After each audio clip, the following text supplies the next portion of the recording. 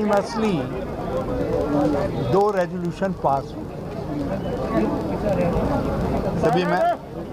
सभी मेंबर्स आए थे। सब लोगों की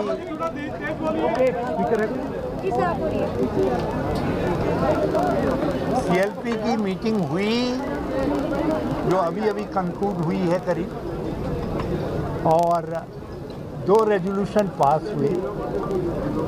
दोनों सर्वसम्मति से पास हुए। पहला रेजोल्यूशन तो हमारी AICC की भी इच्छा थी और पूरे हाउस की भी इच्छा थी कि जो आउटगोइंग CLP लीडर हैं कैप्टन अमरेंद्र सिंह जी, जिन्होंने बहुत काबिलियत के साथ, बहुत योग्यता के साथ विधानमंडल का नेतृत्व किया और एक बहुत अच्छी सरकार पंजाब को दी। जो चुनौतियां थी पंजाब के सामने, उन चुनौतियों का उन्होंने सामना किया और उसके सॉल्यूशंस ढूंढे। उन्होंने कांग्रेस प्रेसिडेंट से बात करने के बाद अपना पद छोड़ने का निर्णय लिया और महामहिम राज्यपाल पंजाब हरियाणा को अपना रेजिग्नेशन सबमिट कर। उसके आलोक में मेरे आग्रह पर हमारे ऑब्जर्वर श्री अजय माकन जी ने, जो AICC के जनरल सेक्रेटरी राजस्थान के प्रभारी भी हैं और दिल्ली सरकार में मंत्री रहे हैं, स्पीकर रहे हैं, दिल्ली प्रदेश कांग्रेस के अध्यक्ष रहे हैं और सेंट्रल मिनिस्टर रहे हैं, उन्होंने एक रेजोल्यूशन मूव किया जिसको श्री त्रिपद बाजवा जी ने सेकंड किया और सारे हाउस ने हाथ खड़े करके यूनानिमसली जो है उसको उसको पास किया, पारित किया। उसको अभी आपके सामने उसके कंटेंट्स श्री अजय माकन जी बताते हैं। दूसरा रेजोल्यूशन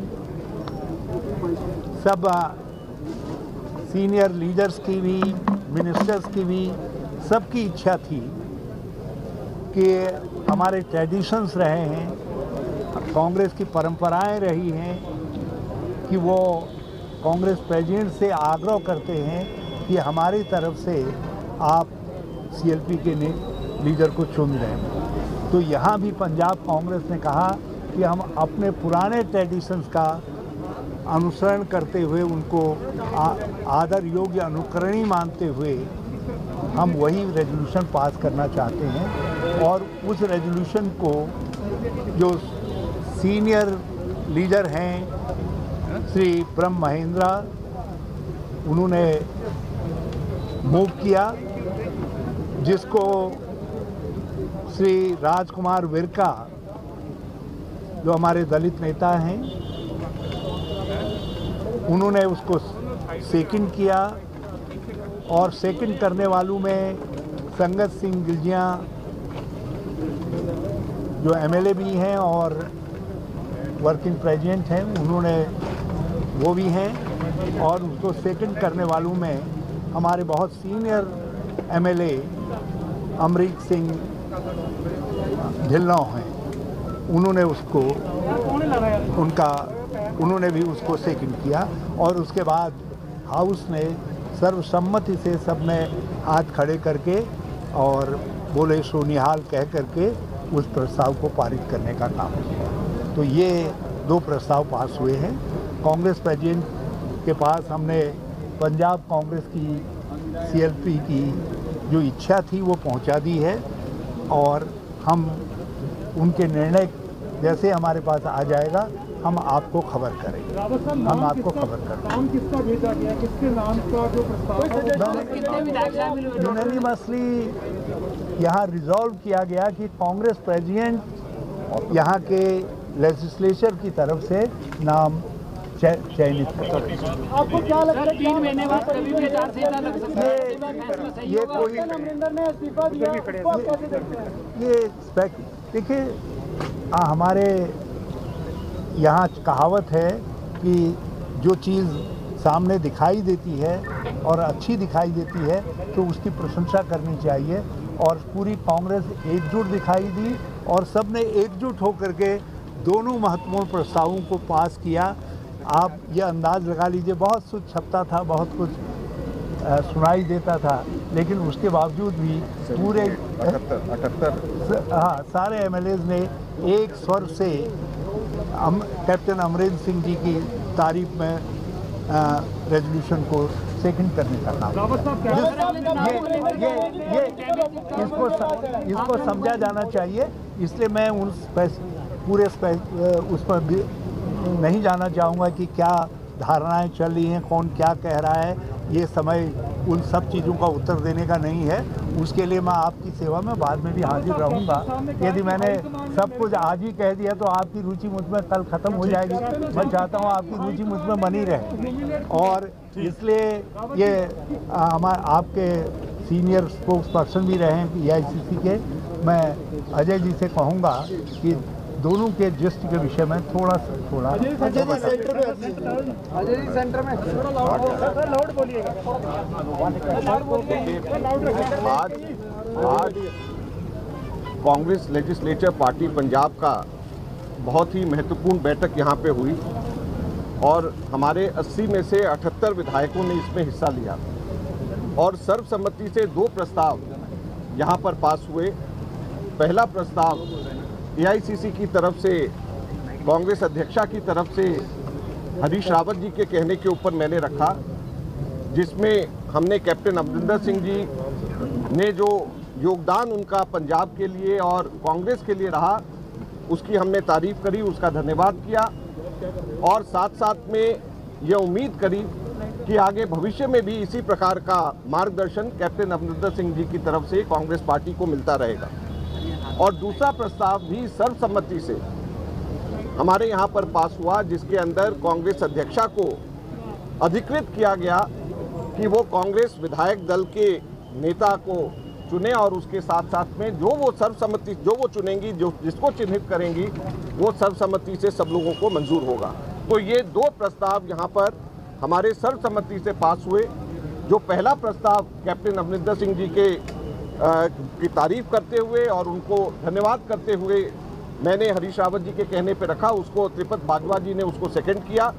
और दूसरा प्रस्ताव कांग्रेस अध्यक्षा को जो अधिकृत किया गया है यहाँ पे चिन्हित करने के लिए कांग्रेस विधायक दल के नेता को, तो उसको ब्रह्म महिंद्रा जी ने रखा, राजकुमार विरका जी ने, संगत सिंह गिलजियान जी ने और अमरीक सिंह ढिल्लों जी ने, इन तीनों ने उसको सेकंड किया।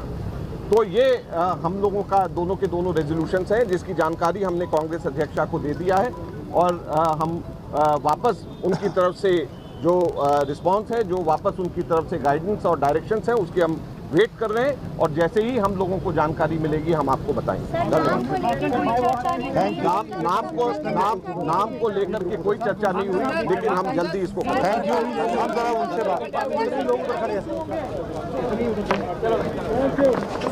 Well, there you have it. You have the Congress senior leadership, Harish Rawat, including Ajay Maken, and of course Navjot Singh Sidhu right behind them, speaking, addressing the media on the developments that's recently taken place in Punjab with Captain Amrinder Singh stepping down as the Chief Minister of Punjab. They said that he's done great work over the years, but it's now time to find a new face to lead the party to polls. A name has not been decided. The party senior leadership will be taking a decision soon enough, and of course it will be announced. That's the information that's been given. Sonia Gandhi there will decide who's going to be the next Chief Minister of Punjab. In the meanwhile, the Congress MLAs who've just met, about 78 of them, almost all of them who've appeared for that meet, they've passed a resolution asking for the Congress leadership to very quickly announce the Chief Ministerial face for Punjab. Let me cut across to Anand Patel for more on that. Anand, the first reaction coming in from Harish Rawat, from Ajay Maken. Also right behind them is Navjot Singh Sidhu, standing, observing and listening very keenly, acting like a team player finally.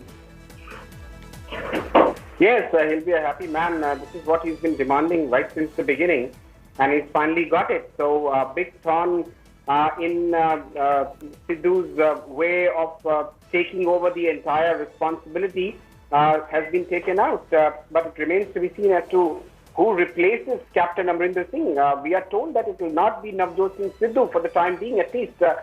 Because the MLAs, when they had interacted with the three-member panel here in Delhi a couple of months ago, while they had said that captain should be replaced, but they had not batted in favor of Navjot Singh Sidhu. So while Sidhu has been given a responsibility of the PPCC chief, it is unlikely that he'll become the chief minister. What we are told is, someone who's acceptable to both the camps, Captain Amrinder Singh also, as well as Navjot Singh Sidhu camp.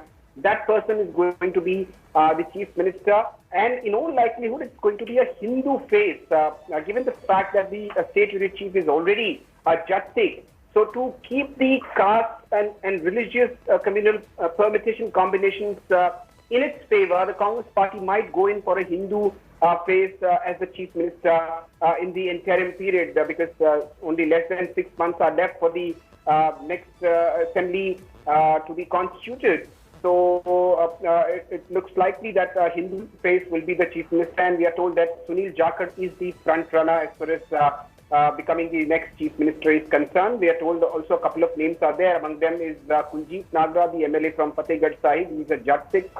He is also considered very close to Rahul Gandhi. He is currently the working president in the new setup under Navjot Singh Sidhu. So the ball is now in the court of Congress president. She is going to give a go-ahead as to who will take over from Captain Amrinder Singh. But it will be a crown of thorns, full of thorns rather, because very less time is left, and the new chief minister will be having daunting tasks at his hand, from cutting down the anti-incumbency against the Congress regime to fulfilling the long-pending pre-poll promises made by the Congress party in the run-up to the 2017 poll. So, a big task ahead for the new chief minister, whoever Congress party president appoints. The decision will be made very soon, we are told. But well, here we are looking at a resolution that the MLAs have passed, almost all of them praising the governance given by Captain Amrinder Singh. But that's to the face of it. On the other hand, you have the same MLAs who've condemned him for not delivering on the promises that the Congress made during the assembly elections previous time. So here, Captain Amrinder Singh has been asked to resign because of anti-incumbency, or because is it really non-performance the core issue here? Well, it's a bit of both. Anti-incumbency more coming into play, because we have seen the kind of resentment which has been brewing among the party cadres on the ground, and also among the MLAs and the ministers. MLAs and ministers, why? Because it was alleged and claimed by a number of MLAs that Captain Amrinder Singh is unavailable on most occasions when they want to have a one-on-one interaction with him. It's his coterie which rules, which runs the government. The bureaucracy is, more dominant. It doesn't give much credence to the elected representatives of the ruling party. So all these were allegations against Captain Amrinder Singh, and that is the reason why he lost the faith and trust of majority of the MLAs. You saw there, despite at least a dozen MLAs and ministers going to his residence at 2 p.m. when he called a meeting of his loyalists, most of them have turned up at the CLP meeting as well, 78 out of them. So that speaks volumes about the decision made by the Congress Party High Command to replace Captain Amrinder Singh as Chief Minister. Certainly, we can say that he's lost the trust and faith of the MLAs and the cabinet ministers. And also the fact that the majority of the MLAs were part of the CLP because they thought it prudent to go by the party line, abide by the diktat and directions of the party high command, because next month on, the ticket distribution process will set in, and an election committee and a screening committee will be formed. And all these factors will be taken into account as to who all are loyalists of the party high command rather than Captain Amarinder Singh. Really happens to the cabinet of ministers, the council of ministers, who also now it appears to be dissolved with the chief minister himself stepping down. Yes, absolutely. We are told that the governor has accepted the resignation of the chief minister along with his council of ministers. He's been asked to continue on the post as a makeshift arrangement until a new chief minister, a new CLP is appointed, and he takes the claim to form the new government, and a date is announced for the swearing in. So until then, Captain Amarinder Singh continues to be the standing chief minister.